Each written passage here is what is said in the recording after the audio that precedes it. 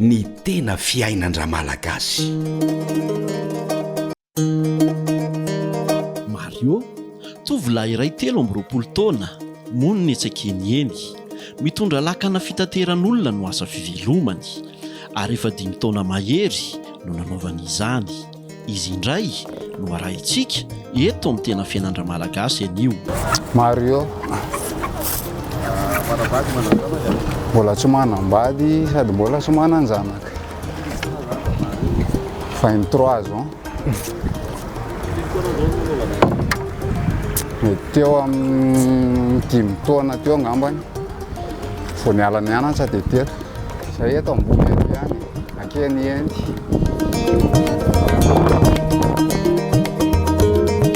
Efa asa fiveloman'ireo ray aman-dreniny hatramin'izay ny asa fitondrana lakana, mampiampita olona etsekeny eny. Ary zao tohizany izao, tena mazoto tokoa Mario manao ny asa, ary tena manao izany amin'ny fitiavana tokoa izy. Satria efa teto mihitsy ilay fitadiavany, ohatrany hoe efa lova zany. Ay, hatramin'ny ray aman-dreninay nefa teto foana dia ohatrany hoe mifandimbindimby eo.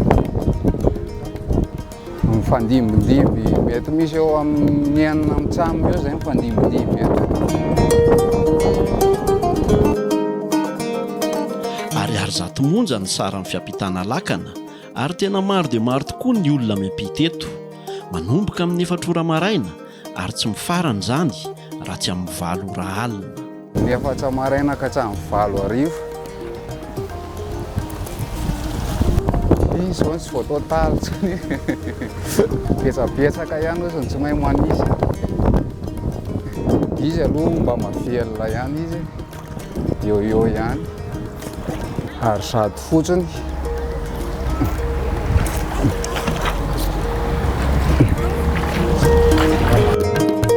Na dia efa mataonany maro aza no nisian'ity fitanterana an-dranomamy ity teto ankeny eny, dia tsy mbola nisy tradoza mihitsy teto i Mario. Misy ihany koa ny fepetra raisina rehefa miakatra ny rano ka tsy misy atahorana. Teto aloha hatramin'izay mbola tsisy accident mihitsiny. Ay. Misy fepetra ve amin'ireny rano miakatra misy ihany? Ay. Ohatra hoe vao miakatsakatra zao ny rano dia mihena ny isan'ny olona hoentina ato anaty lakana dia tsy maintsy mipetraka daholo. Fa misy fotoana misy mitsangana iny. Ay. Miankina amin'ilay olona ihany moa zany, miankina amin'ny fahazarany fa raha ny tokony ho izy zany tokony hoe hipetraka daholo. Ay. Ay, rehefa tena miakatra ny rano dia tonga dia mijanona mihitsy izay.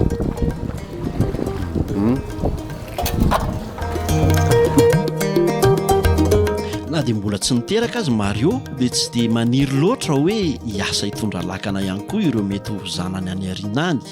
Na izany aza nefa hoy izy dia mbola miankina amin'ny mety ho zava-misy amin'izany fotoana izany zany. Izany hoe mbola miankina amin'ny tsy fantatry izany. Ay. Ny afatry Mario dia mampirisika ny tanora hanaja ny asa izay ataony. Aza mitadiny tsy hita hoy izy fa izay eo aloha atao tsara, fa rehefa hajainao ny asanao dia tsy maintsy tafavoaka foana ianao. Ho an'ny tanora zany fiainana amin'izao mantsy efa mafy dia aloha hajaina tsara izay asa misy eo am-pelantanana.